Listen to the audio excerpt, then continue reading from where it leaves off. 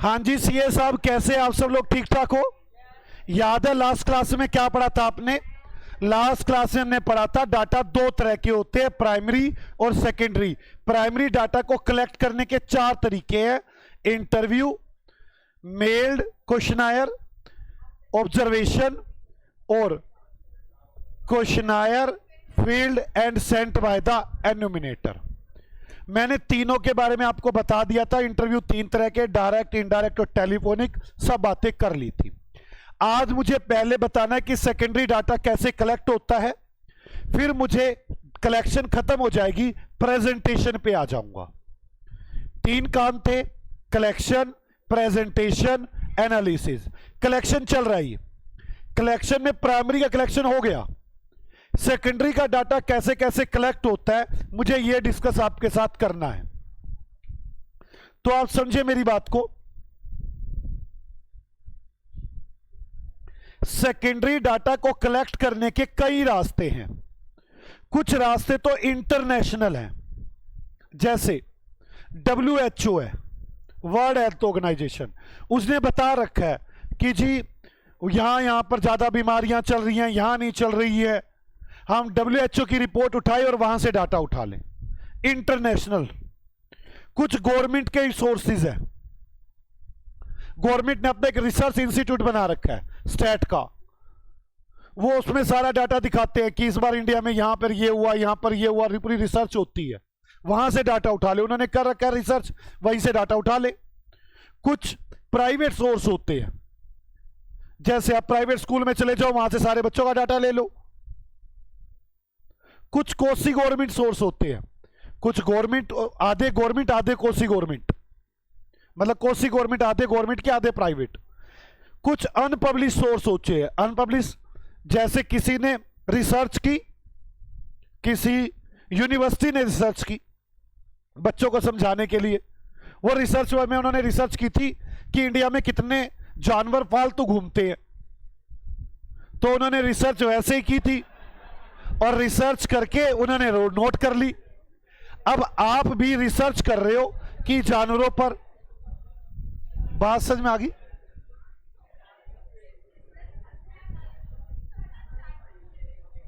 आप लोग लिखना शुरू करें source of secondary data, source of secondary data.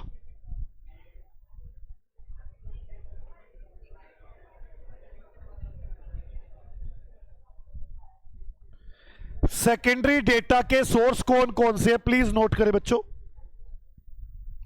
Secondary data के सोर्स कौन कौन से हैं? पहले इंटरनेशनल सोर्स,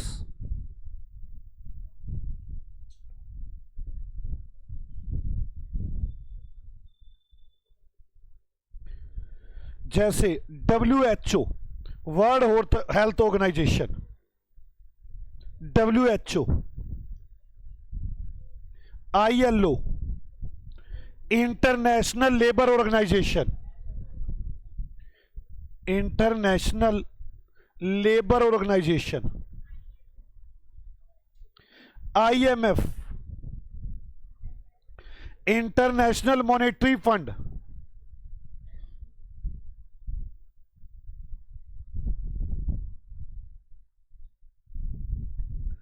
मैं आपको ये डाटा दिखा भी सकता हूं कि देखो हम कैसे डाटा उठा लेते हैं। यहां से मैं कोशिश करता हूं, ये चलो गवर्नमेंट के दिखा दूंगा। इंटरनेशनल सोर्स है world health organisation, ILO, IMF, इन्होंने डाटा पर पूरा, ये हर साल करते ही हैं कलेक्शन डाटा की। यहां से डाटा उठा लो आपको जो चाहिए। दूसरा, गवर्नमेंट सोर्सेज, गवर्नमेंट के कौन कौन से सोर्स है जहां से आप डाटा उठा सकते हैं? स्टैटिकल,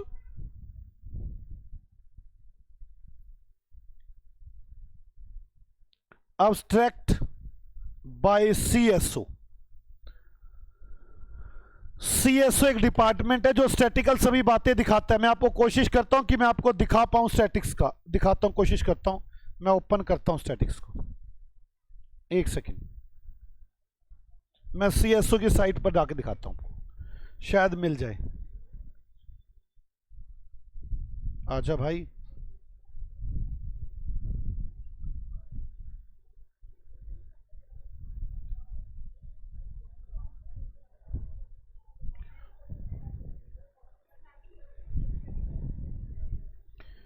मैं यहां पे कोशिश करता हूं CSO दिखाने की आपको, या दूसरा दिखा देता हूं, agriculture food and statistics data, Indian agriculture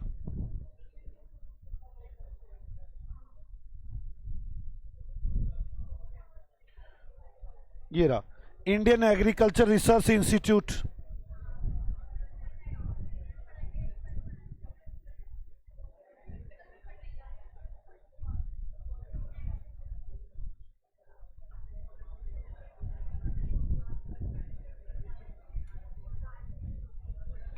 ये देखो, welcome to ICSR, Indian agriculture research institute. ये सब फूड के ऊपर इन्होंने क्या रिसर्च की है, पूरा इसका डाटा इनके पास। ये रहा, ये गवर्नमेंट की साइट है, KNBFC PG, देखना डेटा कहां पे लिखा हुआ है।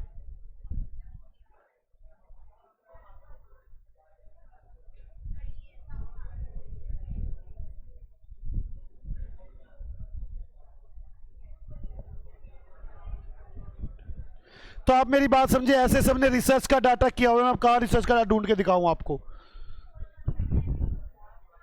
तो आप समझे टाइम वेस्ट ही होगा।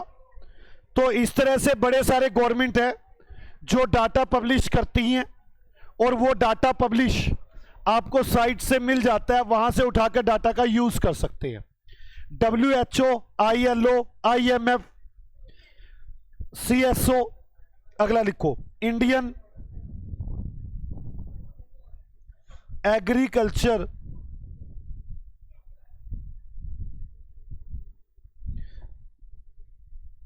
Statics by ministry of food and agriculture. आप इंडियन एग्रीकल्चर स्टैटिक्स निकाल लो, तो लिख देना मिनिस्ट्री ऑफ फूड एग्रीकल्चर, आपके पास पूरा डाटा आ जाएगा कि इंडिया के अंदर इस बार फूड में क्या कुछ हुआ, किस कहां पर किसानों ने क्या किया, कितना उत्पादन किया, कितना खराब हुआ, कितना बना, सब आ जाएगा। ओके, तो आप डाटा कहां से इकट्ठा कर सकते हो, सेकेंडरी डाटा को इंटरनेशनल सोर्स से, नेशनल गवर्नमेंट सोर्स से, उसके बाद प्राइवेट और कोसी गवर्नमेंट, प्राइवेट सोर्स और कोसी गवर्नमेंट,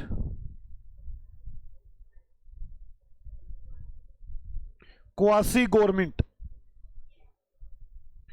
क्वासी गवर्नमेंट मतलब आधा गवर्नमेंट है आधा प्राइवेट का है, जैसे ISI,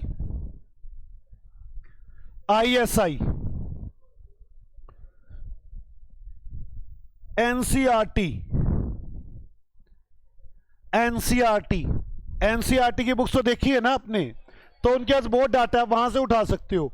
वो कोसी गवर्नमेंट है, क्वासी गवर्नमेंट जो भी है। Unpublished data of various research institutes. आपके पास कहां कहां से डाटा आ सकता है, सेकेंडरी डाटा, हमारी ये डिस्कशन चल रही थी। हमारी डिस्कशन चल रही थी कि हमारे पास डाटा कहां कहां से आ सकता है। आप लोग अब समझ चुके कि आपके पास secondary data, international source, government, quasi government और अनपब्लिश सोर्स, इन सब से आप डाटा ले सकते हैं। आपको मेरी बात समझ में आ गई? अब मुझे अपना टॉपिक शुरू करना है, प्रेजेंटेशन ऑफ डाटा। मेरे पास खत्म हो गया मेरा एक टॉपिक, डाटा की कलेक्शन। डाटा दो तरह का था, कैसे कैसे कलेक्ट करेंगे वो सारी बातें हो गई, किस कलेक्शन मेथड में क्या है, किस में क्या है, सब डिस्कशन हो गई। अब मैं डिस्कशन करने वाला हूं आपके साथ कि डाटा प्रेजेंट कैसे होगा। पहली बात तो नीट एंड क्लीन होना चाहिए। डाटा इस तरह से प्रेजेंट करो, एनालिसिस वाले को समझ ही नहीं आ रहा क्या एनालाइज करेंगे हम। नीट एंड क्लीन होना चाहिए और अननेसेसरी डाटा को हटा देना चाहिए। जिसकी मैं मान लो रिसर्च कर रहा हूं कि बच्चों के कितने नंबर है, अब उसमें उसकी मम्मी का नाम, पापा का नाम, उसका नाम, उसका रोल नंबर, मुझे नाम, रोल नंबर और मार्क्स चाहिए। पर आप जो रिसर्च करने वाला है वो तो एड्रेस भी लिख के आया हुआ है, फोन नंबर भी लिख के आया हुआ है। अब मेरे लिए इतना अननेसेसरी है, मैं तो एनालाइज ही नहीं कर पाऊंगा। तो जो अननेसेसरी डाटा है वो हटा हुआ होना चाहिए, नीट एंड क्लीन होना चाहिए। दूसरी बात, नीट एंड क्लीन के बाद कंडेंस्ड फॉर्म में होना चाहिए। कंडेंस्ड फॉर्म मतलब ब्रीफ में होना चाहिए, ज्यादा फैला हुआ डाटा नहीं होना चाहिए। जो मेजर पॉइंट है वो हाईलाइटेड होने चाहिए। आपको इस तरह से प्रेजेंट करना है, तभी एनालिसिस वाला एनालिसिस कर पाएगा। क्लियर? तो पहले एक बार ये लिख लो कि डाटा कैसे होना चाहिए प्रेजेंट। प्रेजेंट करने के तरीके कौन से, मैं अभी वो बताऊंगा आपको। 3 तरीके हैं। एक टेक्सचुअल प्रेजेंटेशन, एक टेक्सचुअल के बाद टेबुलर और एक डायग्रामेटिक। आप डाटा को 3 तरह से प्रेजेंट कर सकते हैं। टेक्सचुअल प्रेजेंट करना, टेबुलर फॉर्म में प्रेजेंट करना और डायग्रामेटिक फॉर्म में। लेकिन जैसे भी प्रेजेंट करो, नीट एंड क्लीन होना चाहिए, कंडेंस फॉर्म में होना चाहिए, हाईलाइट होनी चाहिए इंपॉर्टेंट चीजें, और अननेसेसरी डिटेल्स को एलिमिनेट कर देना चाहिए। पहले तो डाटा के अंदर प्रेजेंटेशन में यह खासियत होनी चाहिए, और फिर 3 तरह से प्रेजेंट करेंगे, टेक्सचुअल फॉर्म, टेबुलर फॉर्म और डायग्रामेटिक फॉर्म। मेरी बात समझ में आ गई? जो आप मेरी बात समझिए, दूसरा टॉपिक शुरू हो गया, पहला खत्म हो चुका। पहले को एक साइड में कर दो, 4 पार्ट में चैप्टर को बांटना है मुझे। पहला एक साइड हो चुका चैप्टर कलेक्शन। कलेक्शन आपको पूरा याद रहना चाहिए क्या क्या बातें थी। अब तो दूसरा शुरू हो रहा है, प्रेजेंटेशन। प्रेजेंटेशन कैसी होनी चाहिए? Neat, clean, condensed form, unnecessary information हटा देनी चाहिए, और बताओ ना, हाईलाइटेड होना चाहिए। फिर कितने तरीके प्रेजेंट करने के? 3। कौन कौन से? टेक्सचुअल, टेबुलर और डायग्रामेटिक।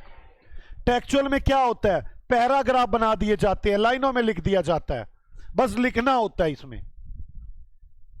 यह थोड़ा सा आसान तरीका है सबसे, पर इससे अच्छा एनालिसिस हो नहीं पाता। लेकिन जो गवर्नमेंट की रिपोर्ट्स वगैरह होती है वो सब इसी में लिखी जाती हैं, टेक्सचुअल फॉर्म में। टेक्सचुअल फॉर्म सबसे पहला तरीका है प्रेजेंट करने का। यह बेस देता है कि टेबुलर में कैसे करेंगे, डायग्रामेटिक में कैसे करेंगे। इसके बाद शुरू करेंगे फिर टेबुलर फॉर्म, फिर टेबुलर के बारे में काफी सारी बातें करेंगे। यहां तक समझ में आ गई? किस किस को मेरी बात यहां तक समझ में आ गई? अब मेरा दूसरा चैप्टर शुरू हो चुका, पहला खत्म हो चुका। दूसरा चैप्टर क्या है कि डेटा को किस तरह से प्रेजेंट करेंगे। प्रेजेंट कैसे करेंगे? Clean, condensed form, highlighted, unnecessary को हटा देंगे। कितने तरीके प्रेजेंट करने के? 3 तरीके। कौन कौन से 3 तरीके हैं? Text form, tabular form, diagrammatic form. Text form कौन सी होती है? पैराग्राफ फॉर्म में। यह ज्यादा अच्छी नहीं है, लेकिन इजी है, एक लेमैन समझ सकता है। इसमें जिन डाटा के अंदर वैल्यू नहीं होती मींस मैग्नीट्यूड डेटा है, सिर्फ लाइनें हैं लिखने की। जैसे पुलिस की रिपोर्ट कि एक कल भाग गया था, जेल में पकड़ा गया, इसको जेल से निकालेंगे 6 महीने के बाद। अब इसके अंदर अमाउंट नहीं है, वैल्यू नहीं है, तो उस केस में ये डाटा सबसे लिखने का सबसे अच्छी टेक्निक्स है टेक्सचुअल फॉर्म। मेरी बात समझ में आ गई? आ जाओ, इतनी बातों को लिखते हैं। आपने पास चैप्टर नंबर 2 शुरू हो चुका। इसके अंदर पहला चैप्टर था मेरे पास प्रेजेंटेशन, अब लेट्स टेक चैप्टर 2 प्रेजेंटेशन। और मेरी बात सुनिए, लिखना शुरू करें presentation of data. Presentation of data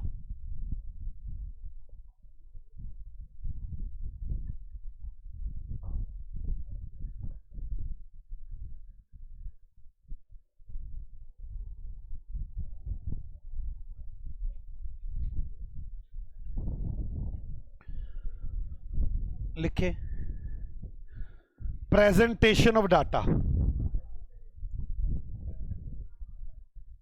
presentation of data.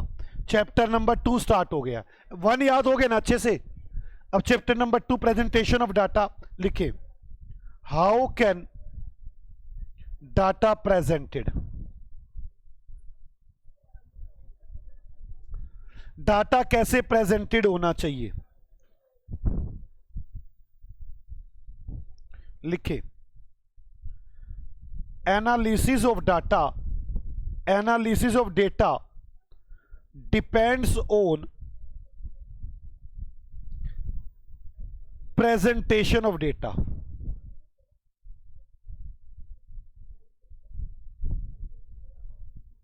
Analysis presentation पे डिपेंड करता है। आप मेरी बात समझो ना यार। आपने वो किया भी कोरिलेशन, दो फर्म, दो डिमांड और प्राइस का डेटा गिवन था। जो प्राइस और डिमांड का डेटा गिवन था वो कहां से आया, वो कलेक्ट किया होगा उन्होंने, फिर आपके सामने प्रेजेंट किया, तभी तो आपने एनालिसिस करके बताया ना क्या रिलेशन है उसमें।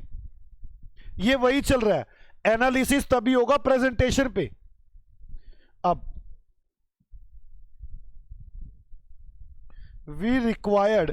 we consider following points in presentation। हमें प्रेजेंटेशन में ये बातें ध्यान रखनी चाहिए। Neat and condensed form,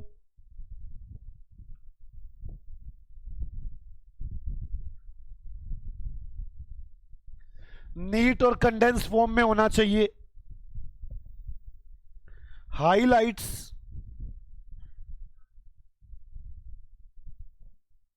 the essential feature,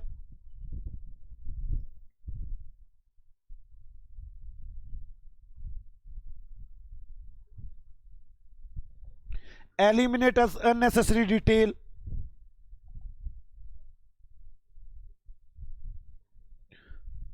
unnecessary details,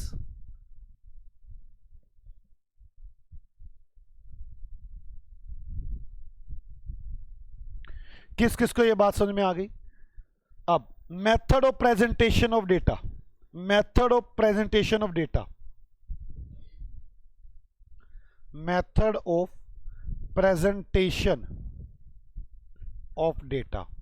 data को प्रेजेंट करने के कितने तरीके हैं, 3 लिख देता हूं। 3 methods of presentation of data,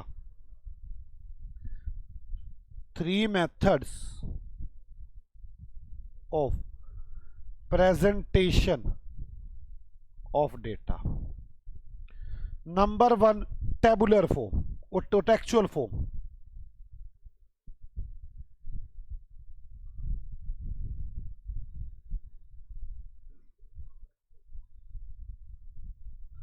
textual presentation. Number 2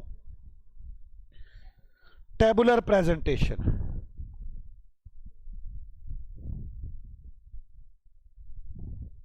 number 3 diagrammatic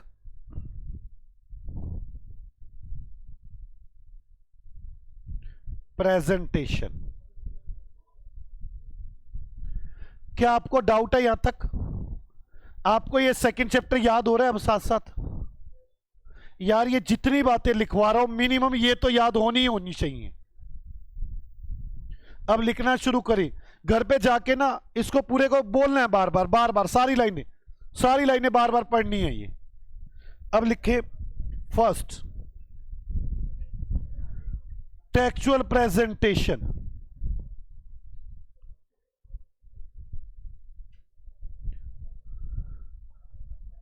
data presented with the help of paragraph, with the help of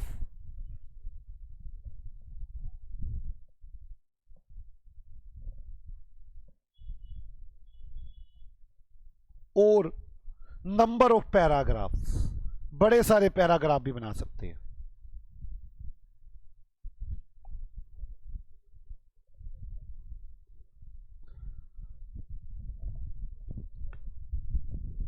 example,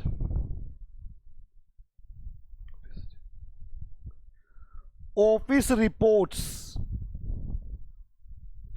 of an inquiry commission. Inquiry commission की जितनी भी ऑफिस रिपोर्ट्स होती हैं वो इसी फॉर्म में बनाई जाती हैं।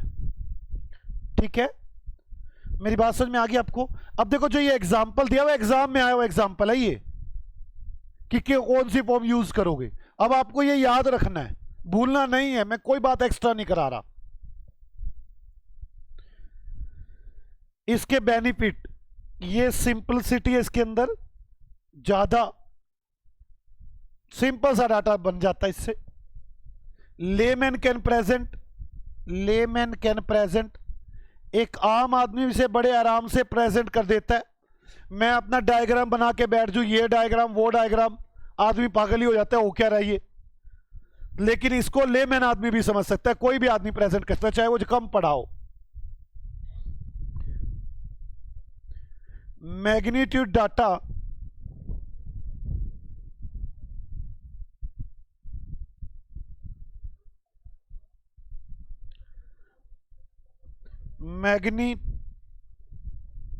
Data can be present easily।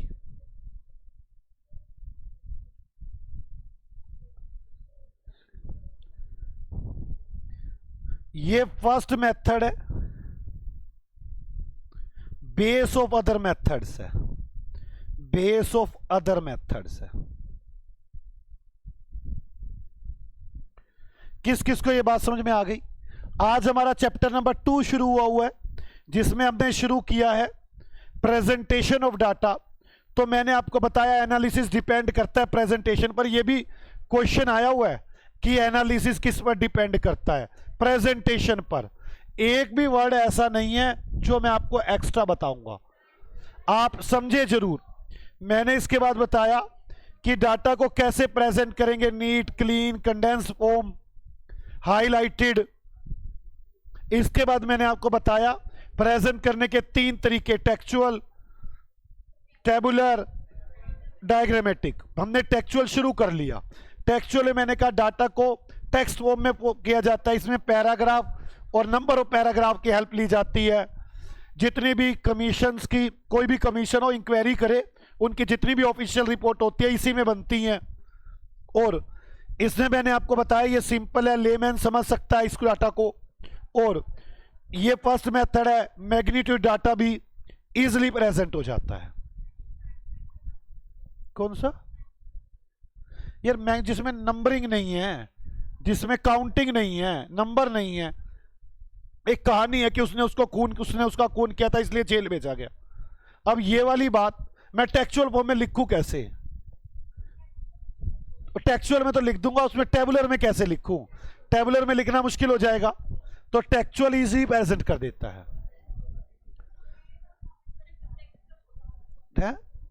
Textual, चलो कोई नहीं।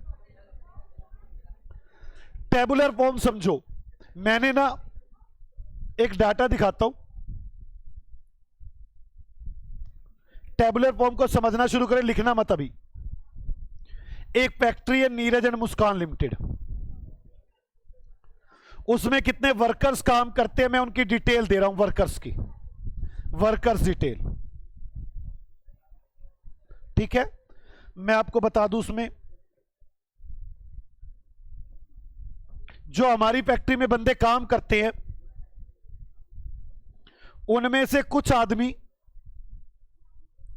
तो ट्रेड यूनियन के मेंबर है, ट्रेड यूनियन के मेंबर है, ट्रेड यूनियन के मेंबर है, उन्होंने अपनी यूनियन बना रखी है। कुछ ऐसे हैं जो नॉन ट्रेड यूनियन के मेंबर है, मेंबर नहीं है, non trade union. Trade union और नॉन ट्रेड यूनियन, ये ऐसे कर लेता हूं ना, ऐसे बनाता हूं, लो। अब देखो, कुछ ट्रेड यूनियन के मेंबर हैं, कुछ ट्रेड यूनियन के मेंबर नहीं है। जो ट्रेड यूनियन के उसमें आदमी कितने हैं, औरतें कितनी हैं, आदमी कितने हैं, औरतें कितनी हैं। ठीक है।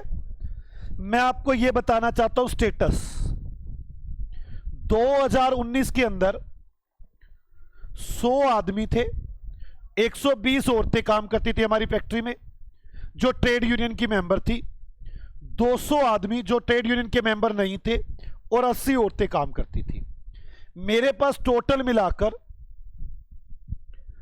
मैन और वुमेन, मैन 300 काम करते थे और औरतें 200 काम करती थी।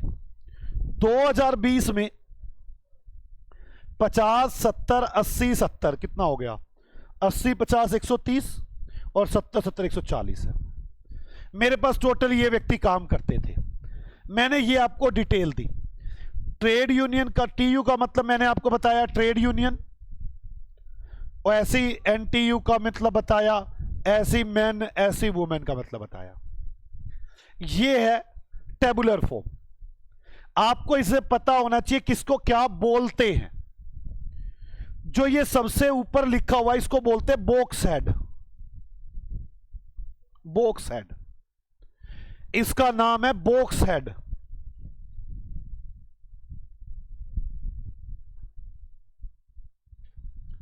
और जो ये हेडिंग बनी हुई है ट्रेड यूनियन, ये होता है कैप्शन।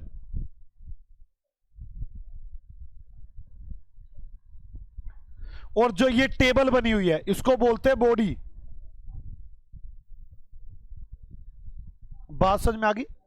और जो ये डिस्क्रिप्शन है बता रहा है 19 20, इसको बोलते हैं स्टब। मेरी बात समझ में आ गई। ये डाटा मैंने कहां से उठाया हुआ है, नीचे एक सोर्स लिखना होता है फुटनोट में। ये डेटा कहां से उठाया हुआ है। मैंने ये डेटा अपनी फैक्ट्री के पीएफ रजिस्टर से उठाया हुआ है, प्रोविडेंट फंड रजिस्टर से। तो यहां लिख दूंगा प्रोविडेंट फंड रजिस्टर, जहां से ये डाटा लिया गया है, सोर्स। उसके बाद मैंने यहां पे टीयू का क्या मतलब है, एनटीयू का क्या मतलब, ये डिटेल भी मुझे देनी चाहिए। मैं प्रेजेंटेशन के स्किल बना रहा हूं। बॉक्स हेड होना चाहिए, कैप्शन होनी चाहिए, बॉडी प्रॉपर होनी चाहिए, स्टब होना चाहिए, सोर्सेज होने चाहिए, फुटनोट होने चाहिए। और फुटनोट में आपको बताना होगा टीयू का क्या मतलब है, एनटीयू का क्या मतलब है, एम का क्या मतलब है, डब्ल्यू का क्या मतलब है। इस तरह से डेटा बनना चाहिए।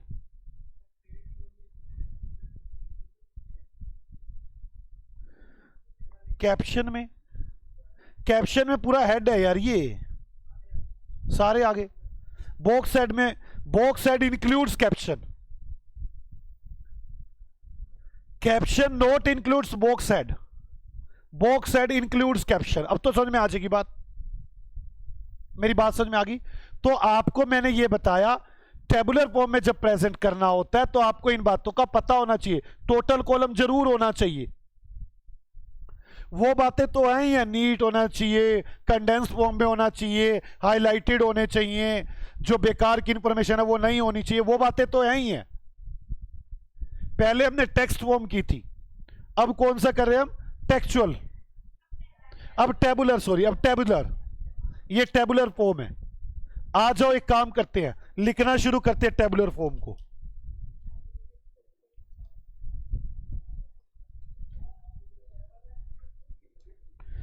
लिखे टेबुलर फॉर्म। सेकंड फॉर्म का नाम लिख रहे हैं हम टेबुलर फॉर्म।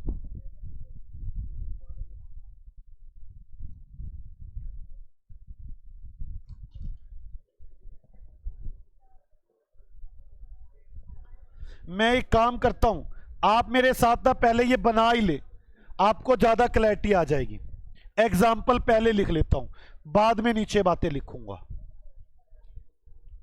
थ्योरी में लिख लें, status of workers of an limited factory on the basis of trade union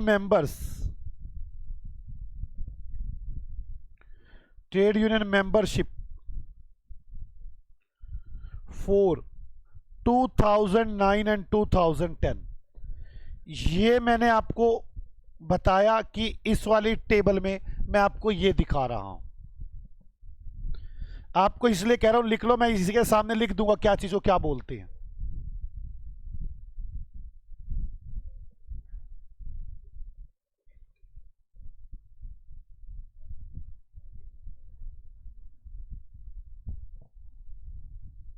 status,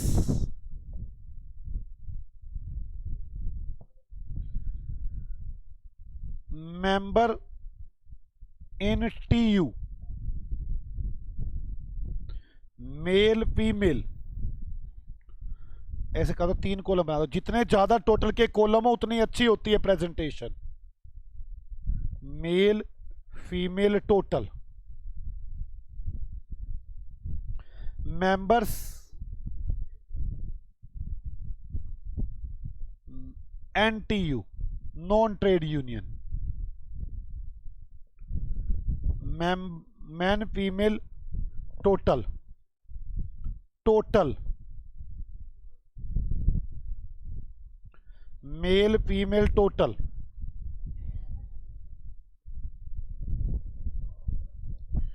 2009 2010, 10 8 5 4, total कितने हो गए 15 12 15 7 7 5 7 और 5 12 15 और 7 22। अब 22 15 आदमी 10 ये 25, 7 और 8 15, फीमेल 7 और 5 12, 12 7 और 5 12, 5 और 5 और 4 9, टोटल 37 और 24। सोर्स, मैंने ये डाटा कहां से उठाया है, ISI workers,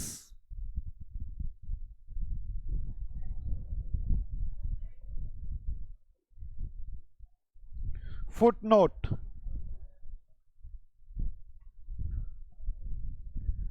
TU means trade union, NTU means non trade union,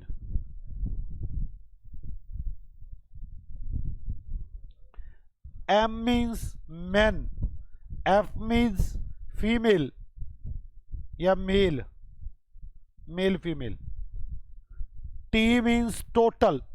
हमें ऐसे दिखाना चाहिए, लिख लिया आपने, इसको बोलना चाहिए बॉक्स हेड। ये क्या है, बॉक्स हेड, बॉक्स हेड। ये होता है कैप्शन, ये बॉक्स हेड,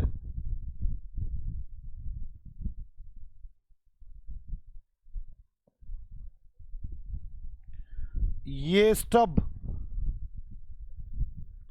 ये बॉडी, सोर्स और फुटनोट तो समझ में आ ही गया आपको, सोर्स और फुटनोट तो समझ में आ गया।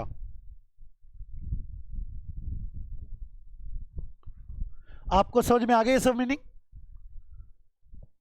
बोलो बच्चों। एक काम करते हैं, लिखना शुरू करते हैं, जल्द से जल्द नोट करें। क्या बच्चे, कैप्शन, ये status member in trade union, ये कैप्शन है। बॉडी जो ये बनी हुई है, स्टब 2009 जो 2010 जो डिस्क्राइब कर रहा है, ओके।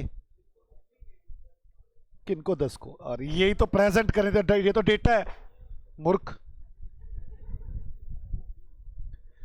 अब ध्यान से, मैं आपको ये दूसरे तरह की प्रेजेंट करवा रहा था, टेबुलर। लिखें,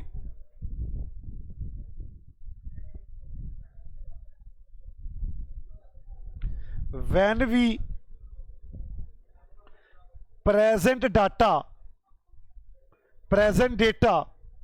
in tabular form, then following point consider.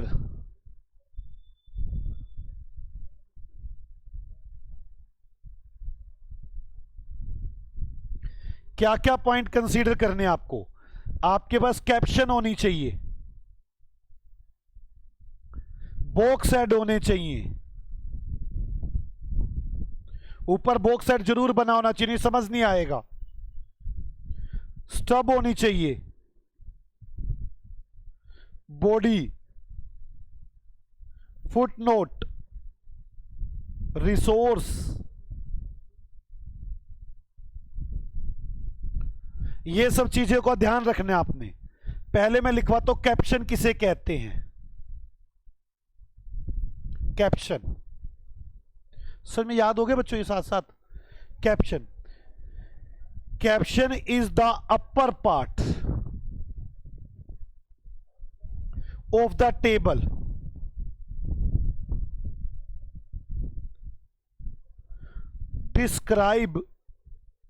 describing the column and sub-columns if any। Caption बोलते हैं अपर पार्ट को, जो कॉलम में क्या लिखा हुआ है उसको डिस्क्राइब करता है। जैसे कि इस क्वेश्चन में क्या था, member in trade union, member in non trade union, male female total, ये था कैप्शन। ये अपर पार्ट होता है जो कॉलम और रोज को कॉलम और सब कॉलम को डिस्क्राइब करता है। Box head, box head, box head क्या होता है? Is the entire upper part, upper part of the table. ये टेबल का जितना भी ऊपर वाला हिस्सा होता है टोटल को बोलते हैं बॉक्स हेड, विच इंक्लूड्स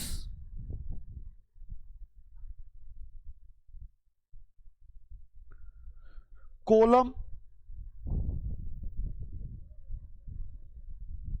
सब कॉलम,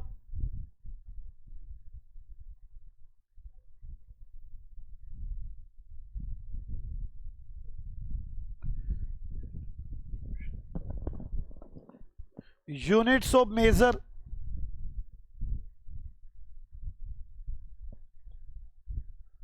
मेजरमेंट,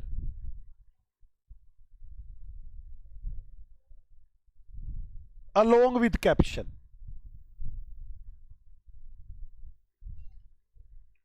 मेरी बात समझ में आ गई? कैप्शन इसका पार्ट है, जो ऊपर की हेडिंग आ गई वो भी आ गया, और जितने वो कॉलम सब कॉलम के नेम भी आ गए, सारे को ही बोल देते हैं हम बॉक्स हेड। मेरी बात समझ में आई? कैप्शन और बॉक्स हेड समझ में आ गया। अब लिखे स्टब। याद है ना स्टब किसको बोलते थे? जो रोज थी, ये रोज को डिस्क्राइब करती थी, रोज में क्या है 2009 और 2010। आओ, is left part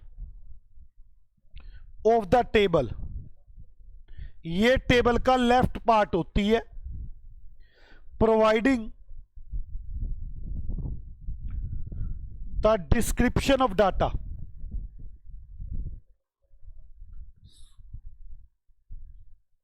description of the rows. ये रोज के बारे में बताती है, कॉलम के बारे में नहीं, रोज के बारे में। Body,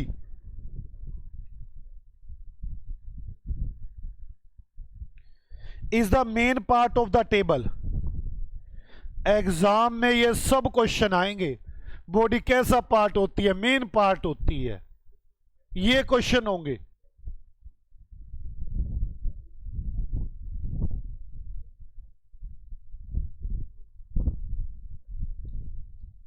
that contains the numeric figure,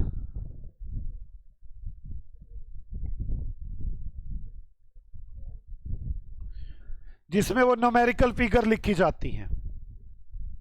note,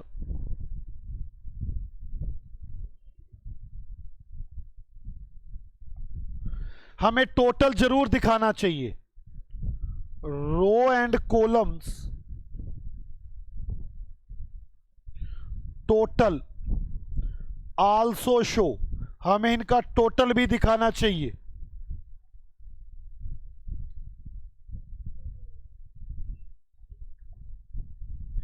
इस तरह से डाटा प्रेजेंट करना चाहिए कि कंपैरिजन हो सके। Data must be arrange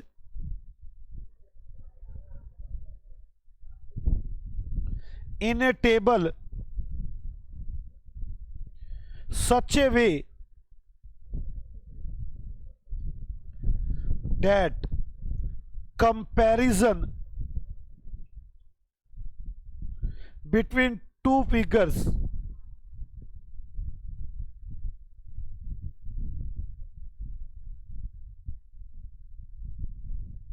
make possible।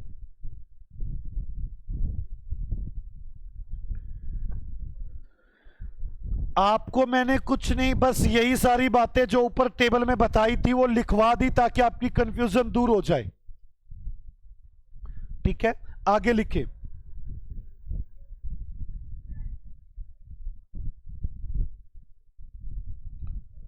Describing the source of data possible. describing the source of data and bringing the clarity if necessary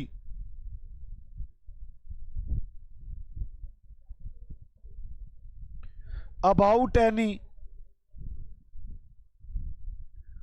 row and column given footnote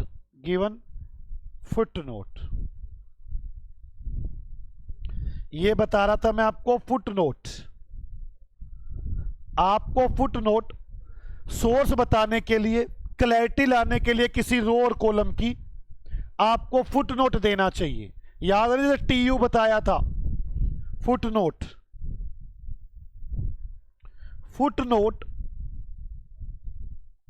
always be shown at the bottom part of the table।